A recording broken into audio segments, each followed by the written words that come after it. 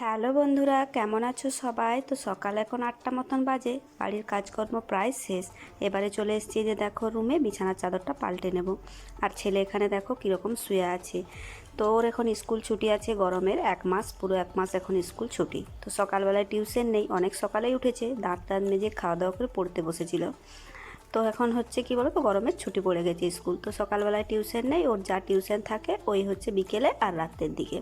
তো আমি যে বিছানার চাদরটা পাল্টাতে এলাম, ওই এসে শুয়ে পড়েছিল। তো বলছে যাবে হচ্ছে খেলতে। তো সেটাই জিজ্ঞেস করতে আসছিল যে মা আমি যাচ্ছি হচ্ছে খেলতে। তো আমি বললাম যা তাহলে।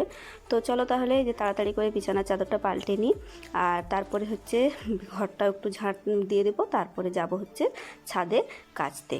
তো এখন থেকেই হচ্ছে আমি আমার ব্লগটা শুরু করলাম। তো সারাদিন কি করছি না করছি পুরো ভিডিওটা তোমরা দেখতে থাকো।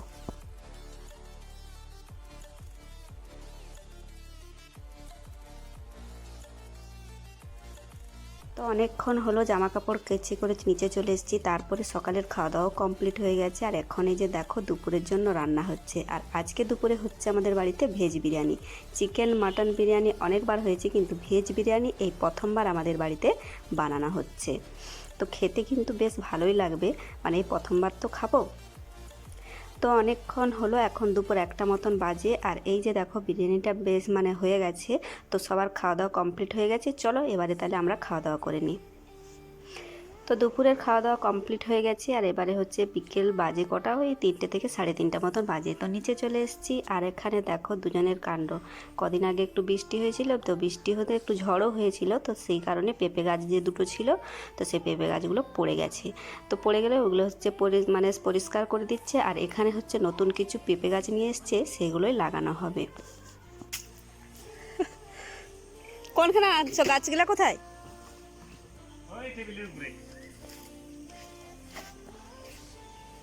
কোন টেবিলের উপরে গাছ? ও বাহ,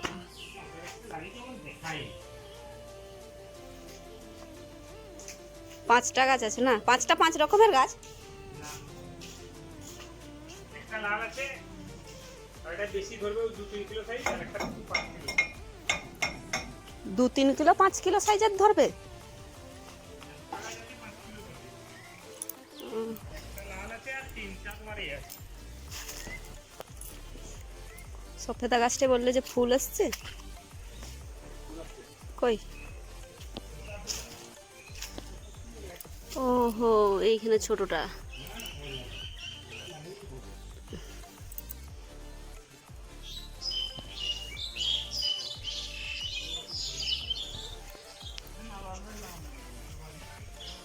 এই আম গাছটা ওটুকু বড় হয়েছে বলো? এটা এটা বড় সাইজ, বড় আছে, আর এটা দেখো কত লম্বা লম্বা পাতা। সেটা পাতাটা বেশ বড় হয়েছে। এটা এক বছর ধরে পেয়ারাগুলো একটা হয়েছে, যা হোক।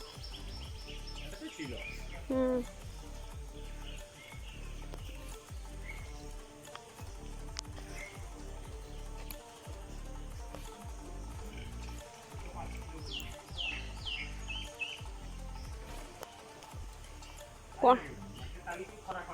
কোনটা 5 কিলো হবে?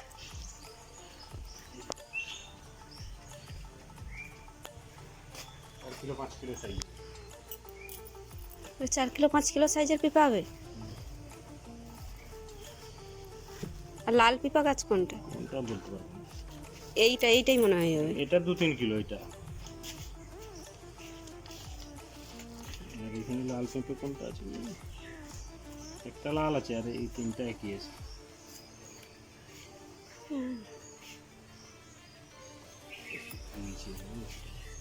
আজকে লাগাবেন? না, এই মাটিটা তাড়ি করে যেটা রোদ পাইছে। সে গাছ, সে ধারে পিপা গাছটা অনেক লম্বা হয়েছিল, যে পিপাও ধরলো কিন্তু অনেক। ওরকম পেঁপে লাগাবে। হ্যাঁ, এই পাশটায় লাগাবে? কোন ধারে লাগাবে? এই কোন ধারে লাগাবে গাছ? এই ধারে লাগাবে। সেধারে লাগাই না, সেধারে লাগাই নিবি হয়। তো যে গাছটা কাটিয়ে দিতে বুঝলো। সেই জন্য সেই পাতাগুলো কেমন কুকড়ি কুকড়ি গেল। ওইটা কেটে দিত, তো ওই সময় কেটে দিলে বৃষ্টির সময় পঙ্ক মারিয়ে দিত পুরো। রোগ লাগিয়েছে তো না। না গাছটা এরকম কুকড়িল কেন? আমি তো সেটা পাতাগুলাও কিরকম একটা হয়ে গেছে।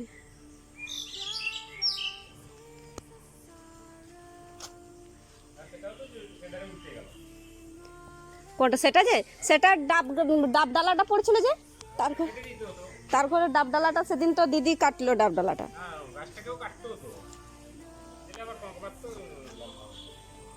ডাব ডালাটা পড়তেই তো সে থেকে ইয়ে হয়ে গেছে।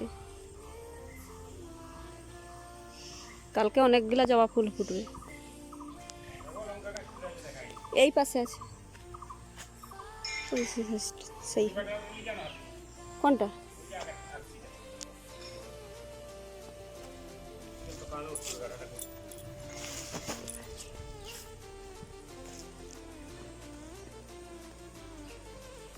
কি করছি? কিছু করিনি। হ্যাঁ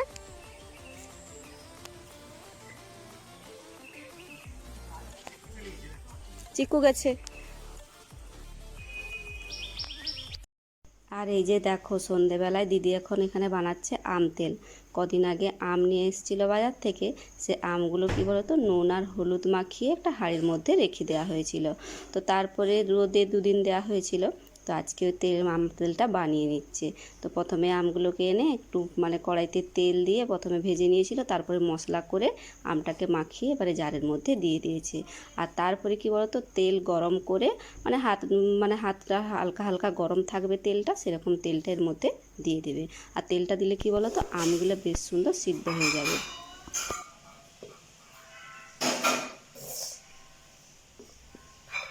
চামচে চামচে দিন।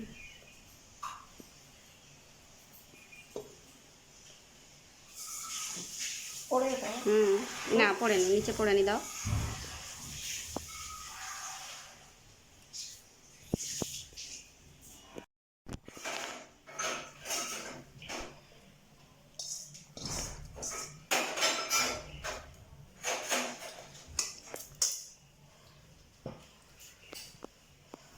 গরম তেলটা দিলে তুই সিদ্ধ হয়ে যাবে। না না বেশি গরম দিলে কাঁচের জারটা না সেই চামচটা হবে, বড়টাই নাহলে আবার নাড়ি দাও, এটাই হ্যাঁ ওইটাই নাড়ো, নিচ পর্যন্ত যাবে নি ছোটো চামচটাই। তেলটা গরম আছে বেশি।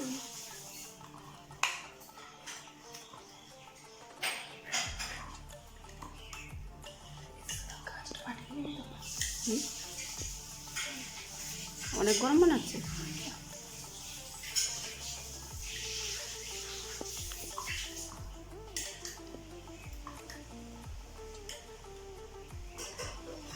এই পাশটা নাড়ো, এই পাশটা।